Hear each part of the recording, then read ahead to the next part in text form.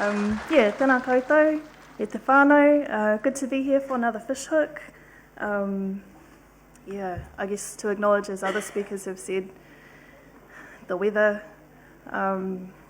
Feeling a bit relieved. I've heard from my whānau and Mohaka that they're okay, but the road's closed, the state of emergency, it's, Cyclone Gabrielle PTSD at the moment.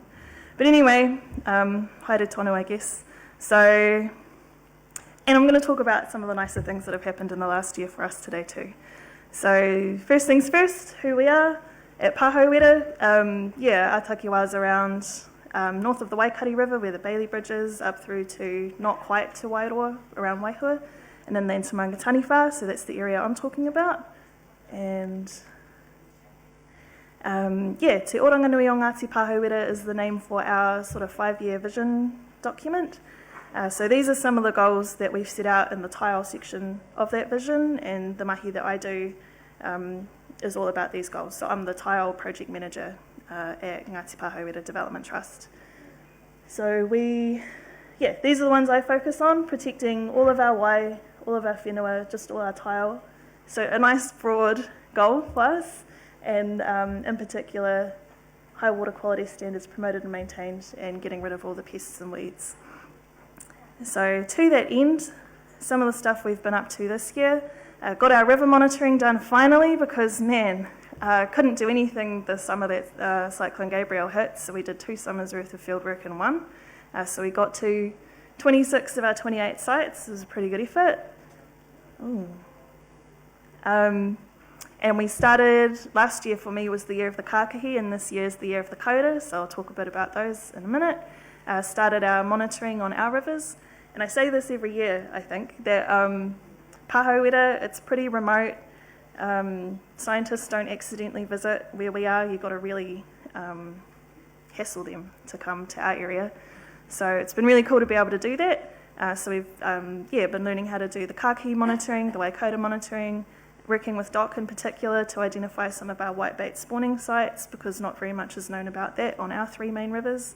Our Jobs for Nature crew is still going. They're wrapping up very soon, so they're out doing all that good restoration work, fencing, planting, killing all the possums, spraying the weeds, and our beautiful ngatu kaka. So the pictures on this slide, on the top left, that's me in a kayak with a salinity meter trying to find where the whitebait will be hanging out.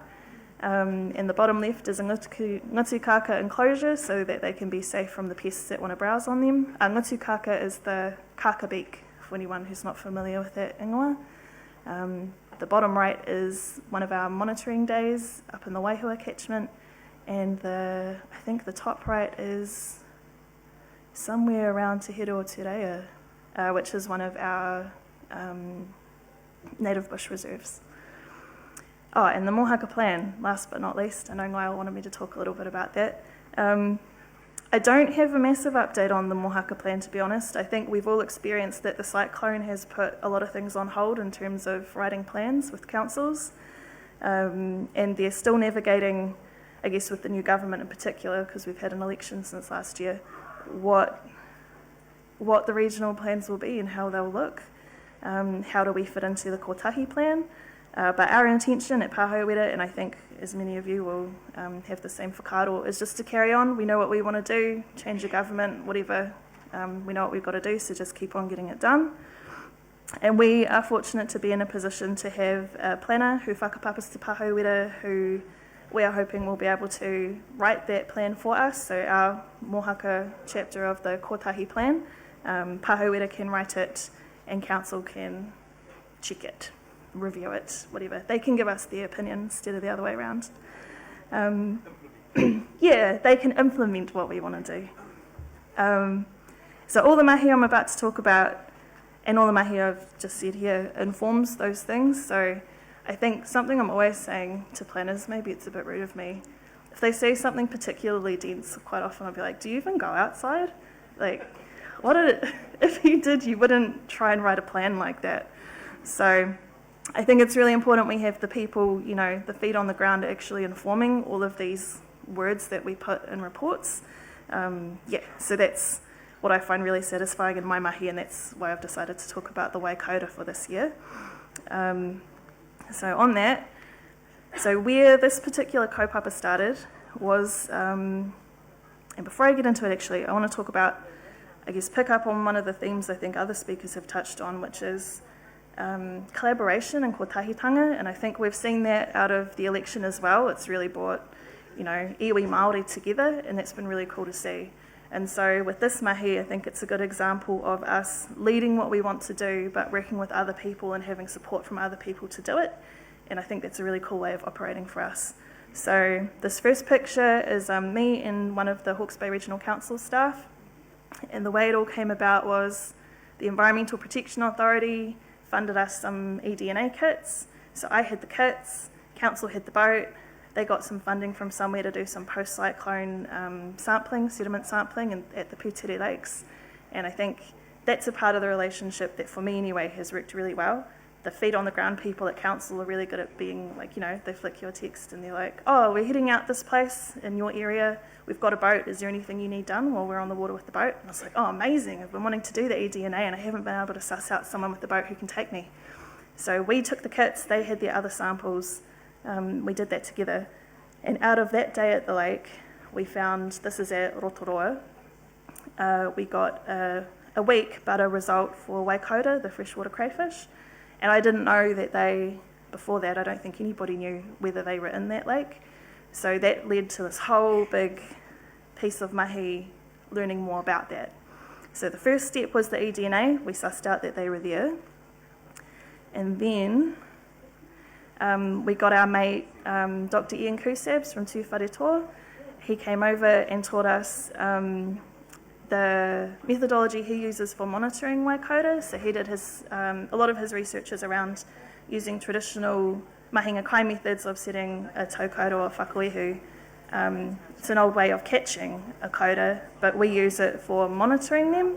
So this photo shows, so part of that wānanga was learning how do you identify males from females, what is the correct way to measure them, so that you can keep track of how your population's doing, is it healthy.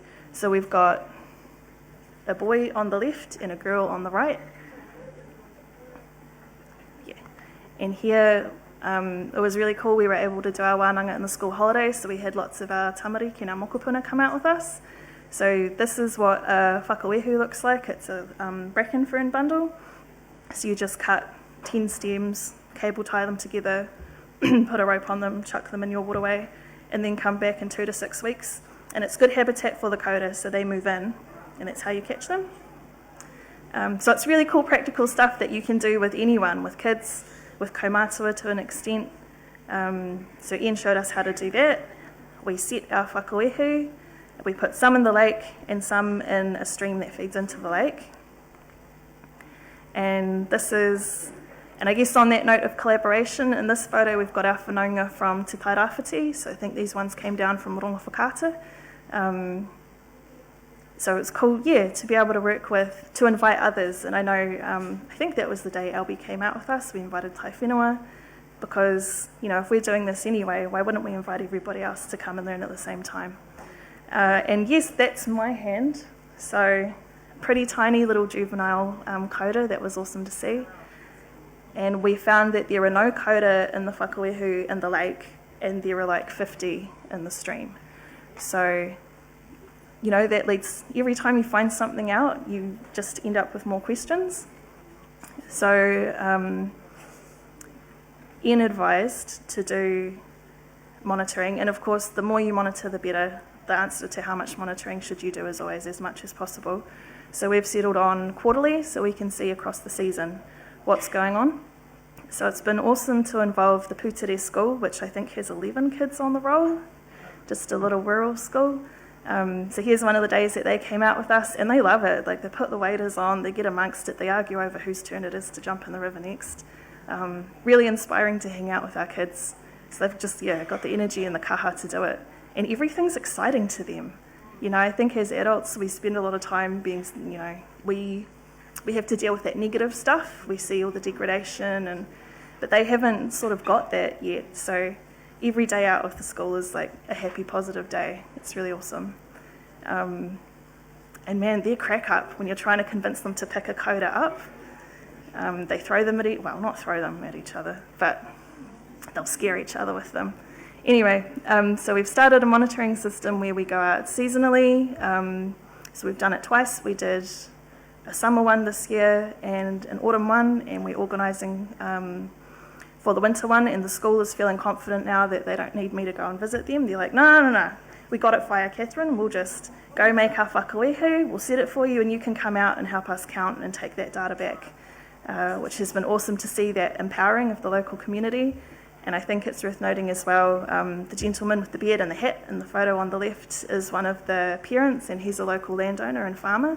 So I think as well, if you can win the hearts and minds of the kids, they take it back into their families, so you can like infiltrate and have positive influence on the parents. So that's been a really cool effect to see as well. And because he asked the most questions out of anyone, I think, really engaged. So on our most recent trip, that was the autumn one, and we were stoked to see, we found 3 of our Waikato mama in berry, so with eggs. So this is what Kaura eggs look like. They hang out underneath, under their tail, much like a marine crayfish. So we're looking forward to heading back out for the winter sampling probably next month, and we should see hatchlings. And yeah, it's cool. Again, kids love that stuff. And awesome to see. So for us, we measure how big they are, male or female, and now whether they have eggs.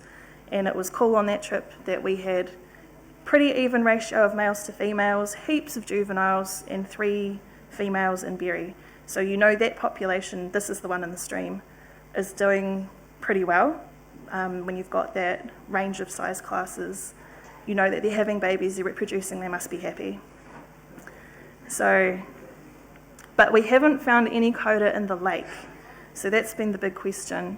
And what I suspect, my hypothesis on that is, it's all to do with hornwort. So for those of you who might not be familiar, here's a couple of photos of hornwort in Rotorua. And in that lake in particular, it has just taken over. So the issue it poses for Waikato is it smothers all their habitat. So they like living, I've got a photo coming up, in sort of, clear, stony, they can't live in this. And it's at the survey that we got done with another group that we've collaborated with, so a shout out to Aotearoa Lakes, they volunteer their time. It was almost 100% hornwort cover in the part of the lake that they looked at. So what we think is happening, here's our 3 lakes. So you'll see Rotorua, the one I'm talking about, is in the middle. I don't think there are any in Rotowaio. There's no indication from the eDNA or anything like that that they're there. They might be in Rotonui Aha, but if you can see on the map, I don't have a laser, do I? Do I? Oh, yes I do. Okay. So we have found coda here in a stream, over here, and over here. So they are all around the lake, but not in it. And that, I think, does sort of clearly say there's something in the lake going wrong. And so the next steps for us are to, I think, do trials to see if we can get rid of some hornwort in some places and see if that makes a difference. But for anyone who knows about hornwort, it's awful to get rid of. We've been advised that it's, we shouldn't be aiming for eradication. It's beyond that. It's a thing that we're going to live with forever. It's going to be an ongoing maintenance kind of an issue. So now we're looking at what are the different options for that, and I'm trying to draw on mātauranga Māori sort of sources. So Te Arawa have successfully used, they call it uwhi, so like woven mats to smother hornwort in parts of their lakes. So we want to give that a go. There's also things you can do, such as, so one of the things that causes hornwort is nutrients in the water. Whenever you've got a weed, it usually has something to do with that weed having access to nutrients to grow. So if we can reduce the inputs that cause the weed, that would be better. So things like floating wetlands to absorb those nutrients. And we're also talking about, in Rotonui Aha, where there's also hornwort, but there's kākahi in there. Could we do like a hornwort exclosure? So you have like a fine mesh kind of netting that you put around your kākahi bed to keep the hornwort out. and just regularly maintaining that. So trying all these things, because the default thing that any kind of non-Māori sciencey person will tell you is spray it with a herbicide. For me, myself, I think that's where we're at. When you have pretty much 100% hornwort cover, we should try all the different ways, and I think that includes dicot. And again, Te Arawa have used that, so we're looking forward to having further conversations with them about what their experience was with that, and whether they have any advice. But people I've spoken to have said on the whole it worked for them, so talking to our whānau about that. And I want to finish on a happy, positive slide. So I managed to, at our last visit, use my underwater camera, I hope this shows okay, to get pictures of a couple of our koura living in that stream.